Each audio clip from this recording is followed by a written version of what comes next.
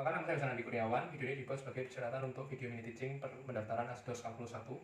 Pada kesempatan ini saya akan membahas dua soal yang telah kita miliki. Yang pertama mengenai bilangan kompleks, yakni Z pangkat 5 ditambah 4 dikurangi 4i sama dengan 0. Kita diminta untuk mencari akar-akar bilangan kompleksnya. Untuk menemukan penyelesaian dari akar-akar kompleksnya, kita akan memanfaatkan rumus akar-akar bilangan kompleks, yakni rumus yang kita miliki adalah W sama dengan R pangkat 1/n kali cos theta plus 2k pi per n ditambah I sin theta plus 2k pi per n. Untuk dengan nilai k bergerak dari 0, 1, 2, dan seterusnya sampai n-1. Nah, ini adalah rumus yang kita gunakan. Rumus ini diturunkan dari teorema de Moivre.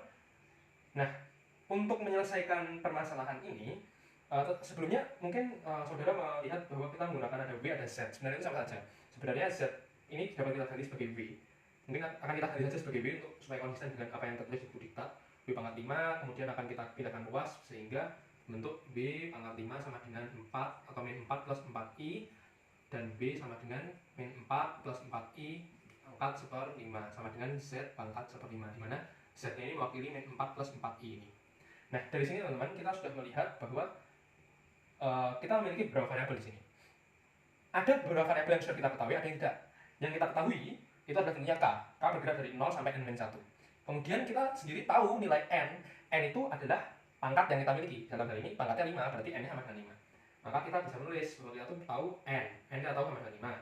K kita tahu dari 0, 1, 2, dan seterusnya 3 dan 4. Tapi masih ada variabel lain yang tidak kita ketahui. Salah satunya adalah R dan theta.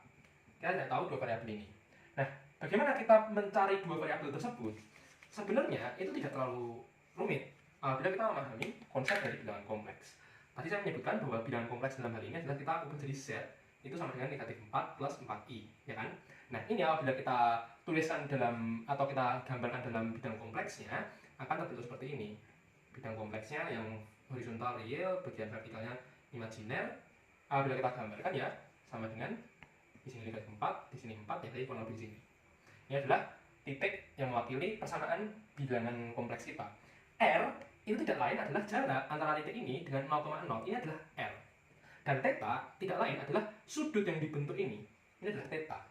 Apabila kita memahami kedua hal tersebut, maka kita dapat mencarinya. R dapat kita cari dengan mudah menggunakan persamaan Pythagoras. R tentunya sama dengan akar negatif 4 per kuadrat ditambah 4 kuadrat atau 4 akar 2. Kemudian untuk theta, kita juga dapat dengan cukup simpel mengetahui melalui menggunakan trigonometri, yakni menggunakan arcus tangen atau arcsin juga bisa, tapi dalam hal ini saya menggunakan arcus tangen untuk 4 per min 4 atau arcus tangen min 1 yang nilainya adalah 135 derajat atau 3 per 4 pi. Kita sekarang sudah mengetahui dua variabel yang tidak kita ketahui dalam persamaan ini. Setelah kita tahu variabelnya, maka otomatis kita dapat menemukan nilai dari, kita tinggal masukkan saja. Kita langsung saja ganti di sini. R, kita tahu R-nya sama dengan 4 akar 2 ya, kita ganti. 4 akar 2. N-nya kita tahu 5.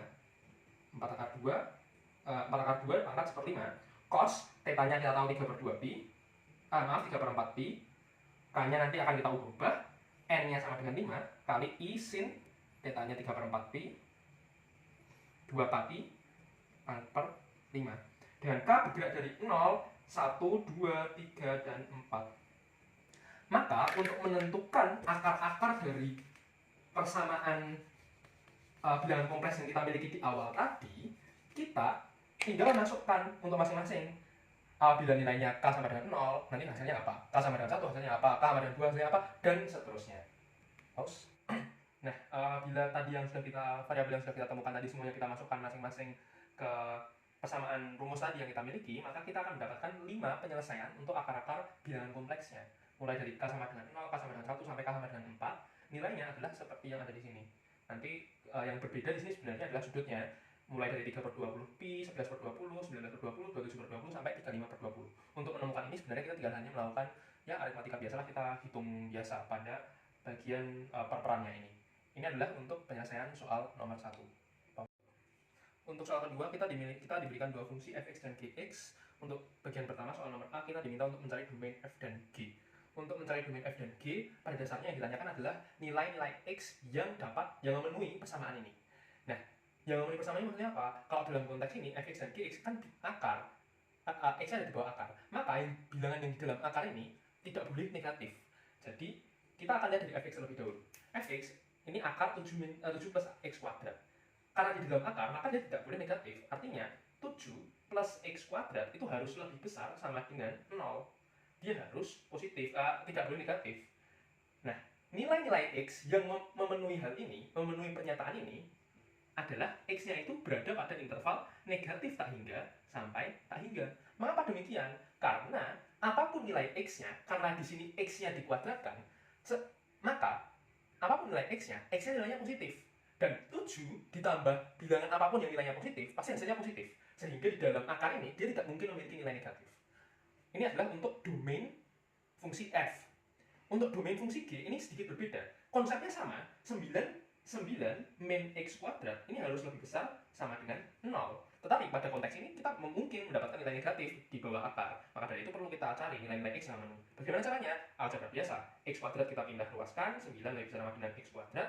Maka, plus minus 3 itu adalah nilai x plus minus 3. Apa artinya? Artinya domain fungsi gx itu berada pada interval negatif 3 sampai 3. Dari min 3 sampai 3. Ketika berada di luar interval ini, misal di 4, maka kita akan lihat, misal ini saya ganti dengan 4, 9 min 16 itu hasilnya negatif. Dan akar negatif kan tidak bisa, imajiner, maka tidak memenuhi.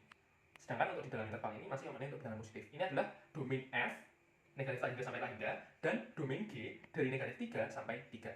Stop. Yuk. Nah, kita sudah mendapatkan nilai domain f dan domain g. Domain f tadi negatif tak hingga sampai tak hingga, dan domain g negatif 3 sampai 3. Kita akan lanjut ke pertanyaan kedua, yaitu ini adalah domain untuk f OG atau f komposisi, fungsi komposisi.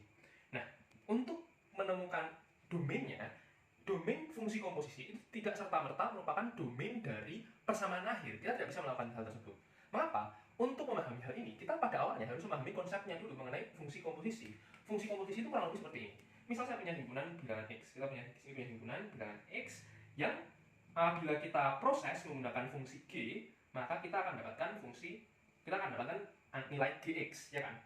Bila gx ini kemudian kita lanjutkan, kita proses menggunakan fungsi f, maka di sini akan kita dapatkan f gx.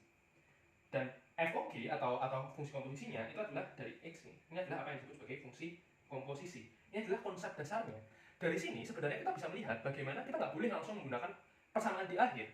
Karena nilai-nilai x yang memenuhi fungsi komposisinya itu harus melalui tahap ini. X-nya harus merupakan domain dari g. Nilai x-nya harus domain dari g. Kemudian nilai dari gx tersebut itu harus merupakan domain dari fungsi f. Maka dari itu untuk mencari domain FOG, maka kita akan menggunakan sifat ini.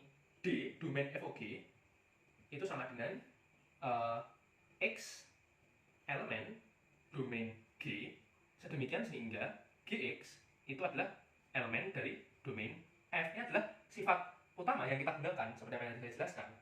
Nah, dari sini kita bisa melihat X harus dari domain G. Maka nilai X yang merupakan domain dari FOG harus berasal dari interval ini, dari domain G, negatif 3 sampai 3. Oke, bagian tersebut clear. X-nya berasal dari negatif 3 sampai 3. Kemudian, nilai GX harus merupakan dari domain F. GX-nya, misal saya punya G min 3, kan akar 9 dikurangi min 3 kuadrat kan 9, sama dengan 0. Kalau misal G min 2, berarti sama dengan 9 min 4 akar 5. Dan seterusnya sampai nanti di G0, nanti sama dengan 9 min 0 kan 3 berarti. Nanti ketika G1, G2, G3 nanti akan kembali lagi. Maka nilai dari G, dari interval negatif 3 sampai 3, nilai dari Gx itu berada pada interval 0 sampai 3. 0 sampai 3 kan termasuk pada domain F. Ya ini negatif tak hingga sampai tak hingga. Maka dari itu, kita bisa menyimpulkan domain FOG itu sama dengan dari negatif 3 sampai 3. Ini adalah domain FOG.